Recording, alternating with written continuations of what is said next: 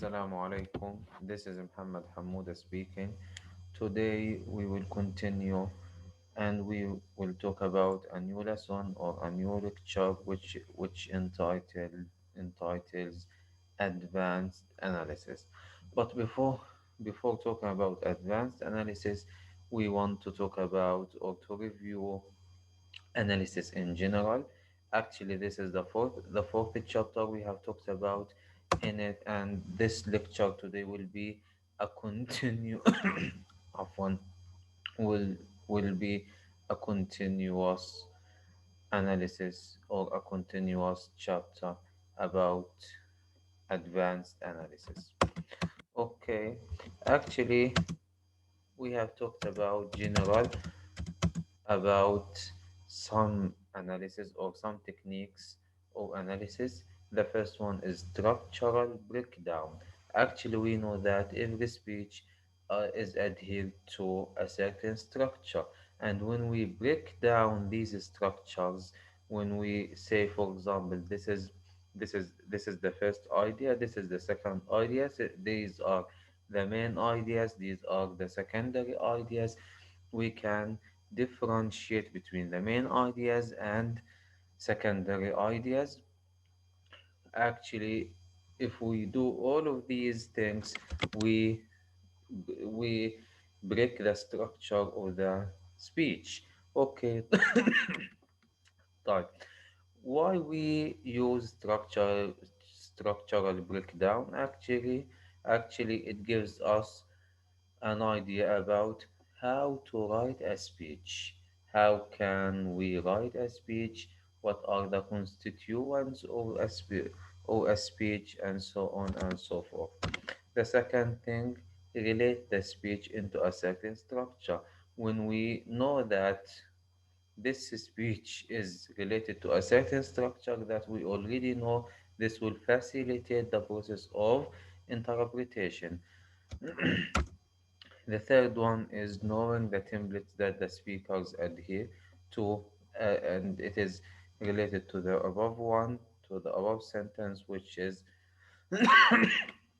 when we relate, when we know that this speech is is related to a particular structure, then we are already know when we interpret it, this will make our interpretation process more easier and more comprehensible, and this gives us more confidence and so on.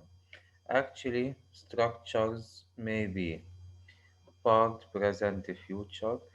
I mean, the speech may may talk about past events, then moves to talk about the present events, and finally a future event. We the structure may be for, against, conclusion.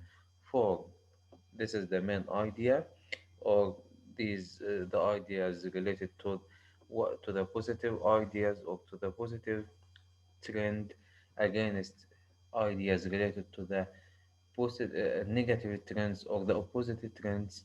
Finally, conclusion, it is a summary of the main points in general, or a summary of the two views in general. The structure may start beginning, middle, end.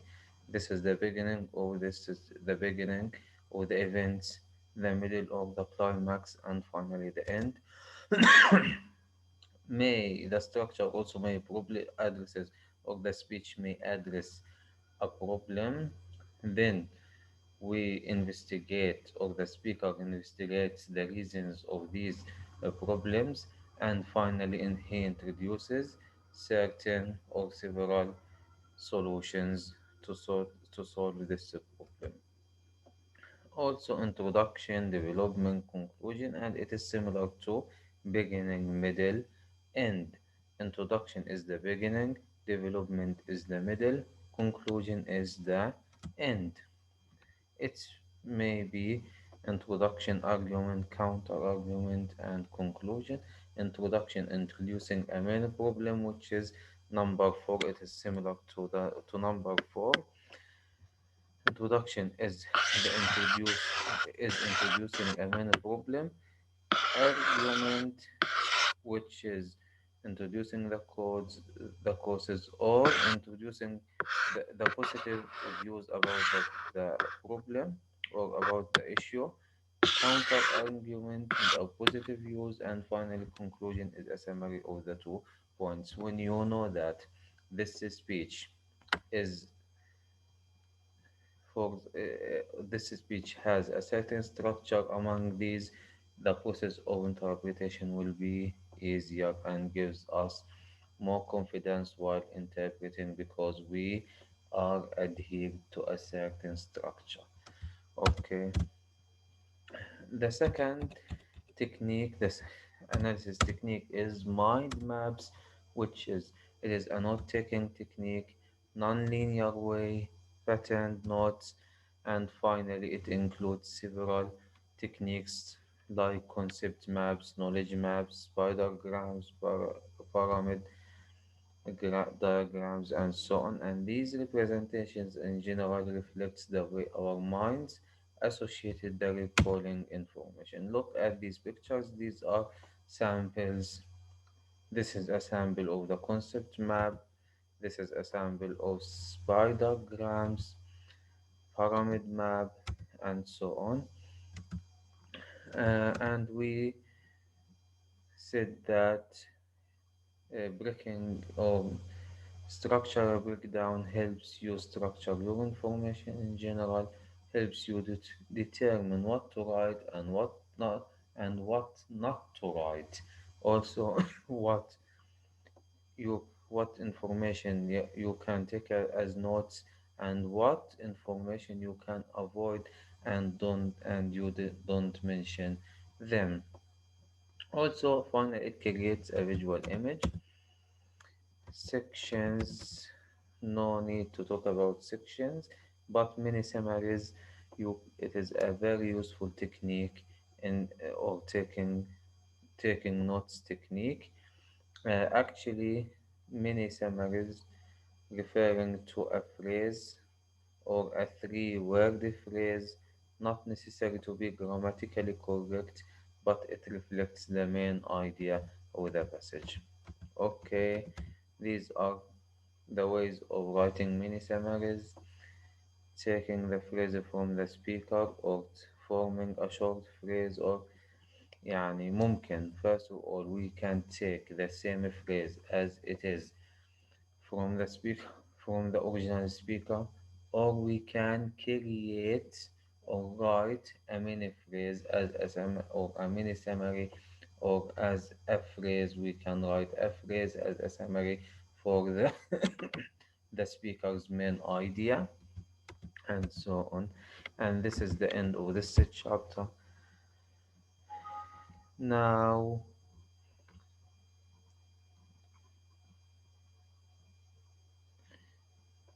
we want to move to another thing, which is our new chapter, which is a continuation actually, as we said. Where is okay? This is it is entitled Advanced Analysis. We said about analysis. Now the second chapter is advanced analysis. Actually, before talking about advanced analysis, we should talk about types of speech in general. Actually, we have several types of speech, but generally in this chapter we will address or we will talk about two main speeches. The first type of speeches, the first one, speeches of introduction. Actually, speeches or introduction, we can say welcome speeches, speeches of welcome, inaugurations or after dinner speeches in general are examples of speeches of introduction. Actually, inauguration speeches هذول اللي هم خطابات التنصيب دائما بتكون للبريزيدنتس، خطابات تنصيب الرؤساء. اوكي، welcome inaugurations, or after dinner speeches. Okay, now actually these speeches or ordinary follow a certain structure. They have certain conventions, and if you as an interpreter know these conventions very well, your interpretation process will be easier, and this will facilitate the process of interpretation. Also, this gives you more confidence while you're interpreting, because you will feel more comfortable, because you know the certain structures and the certain conventions. Moreover, and the most important thing, you can expect what the speaker is going to say. Okay, when the speaker follows a certain structure, and you know this structure very well, and you are familiar with this structure, thus you can expect what is the next idea he is going to address. Okay, and this is very useful. Now, a speech or introduction aims in generally this speeches or introduction speeches follow this structure, give a sense of what is to come, familiarize the audience with the speaker's achievements.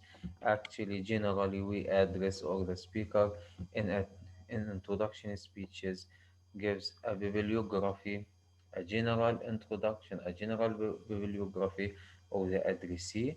Then he talks about his achievements, his job, his position, or certain items related to him. Okay, thirdly, create a sense of anticipation. That's four.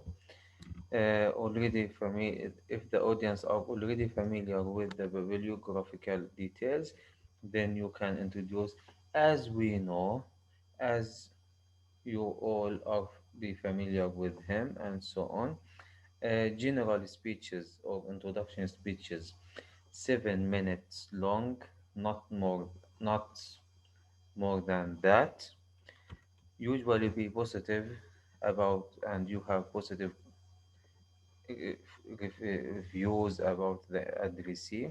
And finally, build suspense, creating suspense that in which the speakers or your audience usually to attract the attention to grab the attention of your audience. You should build suspense inside the souls of your audience, making them waiting what you are going to say. Okay, and in general, the speech or introduction speeches generally include quotes, include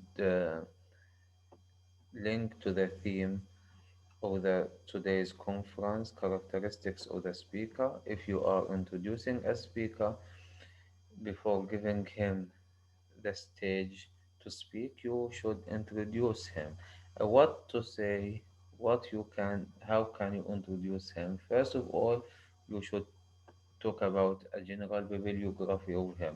What is general bibliography? You can talk about his name, his position, his job, his title, and so on and so forth.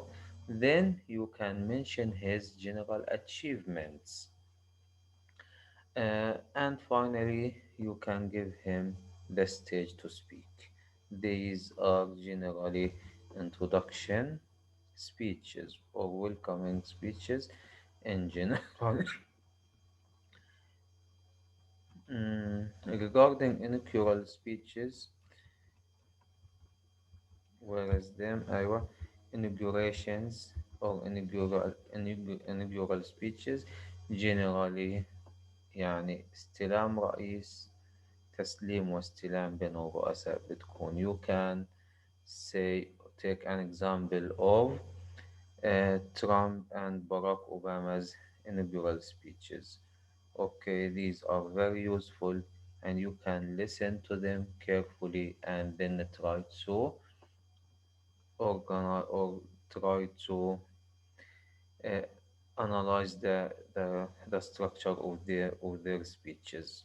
Okay, this is a very well exercise for you that helps you be familiar or this will familiarize you with the structure of inaugurations in general.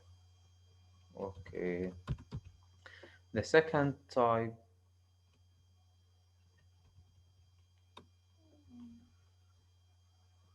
Okay, if you look at this, good afternoon, everyone. It is my honor and privilege to be here today and to introduce to you and to welcome back Harvard. Actually, this is a welcoming speech, as you see, welcoming your audience here. Then you welcome your addressee. It is your guest, and you give a general summary about, or you give a general bibliography about him, and so on and so forth. Okay, look this example. We are very privileged now in the United States Congress to have a lot of members who are fighting in our behalf, who are now. This is a general introduction about welcoming a speech or welcoming speech and introduction speech. You can compare between the two examples. The first example, this example, and the second example. Compare between them. As you see, the addressee is one person here who is Harvard, welcoming him, while the addressee in the second in the second section or in the second exercise that we see is the the Congress members or the new Congress members in the United States. Okay. The second type is acceptance speeches. In general, acceptance speeches, as you see, follow this structure. Start your presentation by immediately thanking the people. Acceptance speeches, for example, if you are awarded a certain gift, then you will accept this gift and you will thank. First of all, you should thank your people or thank the ones who give you this gift. This is the first thing. It is started, or acceptance speeches started with thanking people who give you the gift. The second thing, acknowledge the people in your organization who made it possible for you to win this award. Acknowledge the people, acknowledge your parents, your family, and so on, the people who are surrounding you and they are contributed in a way or another in giving you or in helping you win this award. Thirdly, tell a story about how you got involved with this organization and how this project has impacted you and so on. Finally, mention anything that inspiring others. You should be a source of inspiration. Also, thank people who are responsible for giving you this award. So you should thank people who give you this award. Thank people who are responsible for winning or helping you. Thank people who help you win this award. And finally, close your speech with a moving comment. You should be funny while giving this speech. Okay, look at this example. Thank you very much. It's an honor and a privilege to be here today, and I love the fact that I get to present Dilwar. Dilwar is a phenomenal state. Now, look at this speech. First of all, it starts with thanking people. Okay. Also, if you go along this, you will figure out all of the elements we have talked about. Okay, these elements. Uh, Now, speech analysis in the media. In general, speech analysis in media actually to overcome the lack of experience a new inter- as a new interpreter. You are not familiar with media in general or in speeches introduced in media. To overcome this lack of experience, the best way is downloading several speeches for great leaders, then try to analyze these speeches and figure out their structures. When you look out when you look at their structures, you will know the structures in general. Okay, and you should clarify the meaning, the implicit and the explicit meanings of the text. Okay, of these you can know or concentrate on the intentions of the speaker. So the lack now, as a new interpreter, you lack experience. How to overcome this lack of experience? It is a very simple way. You can download several speeches for great leaders. Then you can analyze these speeches. You can work out their meanings, the implicit meanings and explicit meanings. You can clarify or explore the intention of the speaker. And finally, thus, you you get a general overview about the structure of the speeches introduced by media. Okay, it is a very good way. Now, structural maps, actually, we have talked about them in the previous chapter entitled analysis. But here we have a new point, which is creating a table with two diagrams or with two columns. The first column is the speech, and you can draw a line under the main point of the speech. Then you can write the function of this sentence that you draw a line under in the speech. For example, this is the first part.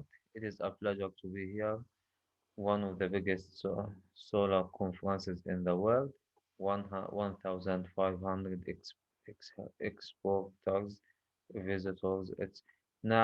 It's apt also to be in Germany, a huge solar market. Now, if you actually, first of all, the function of this sentence, it is linking the location, which is Germany, with the general theme of the speech, which is solar marketing. Okay, so this sentence links between the location, which is Germany, with the theme of this conference or which is solar market or solar energy in general. Okay, the second one, Germany. as you German is a location, so linking between location and much we can learn from her experience with the experience linking the location with the experience of the speaker. Okay, and so on. All of these are the same examples. You can go and have an overview about them. What is meant now moving to equals? What is meant by equals? As you know, actually speakers generally have or include redundant repetitions. These repetitions called echoes. When one part refers to something that has been said before, so it is usually about repetition. Okay, actually, how can you deal with repetition? It is not necessary for you as an interpreter to interpret repetitions or to reinterpret the same idea which is mentioned before. It is enough to interpret this idea and no need to repeat interpreting it if it occurs later. So equals it is a part or it is a technique of taking summary or summarize or giving a summary interpretation. Okay, now rhetorical devices. Generally, speeches are full of rhetorical devices, specifically اللي هو speeches of media speeches are full of rhetorical devices like similes, for example, like what else, repetitions also, synecdoches and so on, metaphors and so on and so forth. You should be familiar with all of these rhetorical devices and know how to interpret them very well. Actually, because rhetorical devices in general are a very problematic area in translation, and you should be aware of them and aware of the strategies used in rendering them. Okay, that's the end of our chapter. Thank you very much. Stop sharing and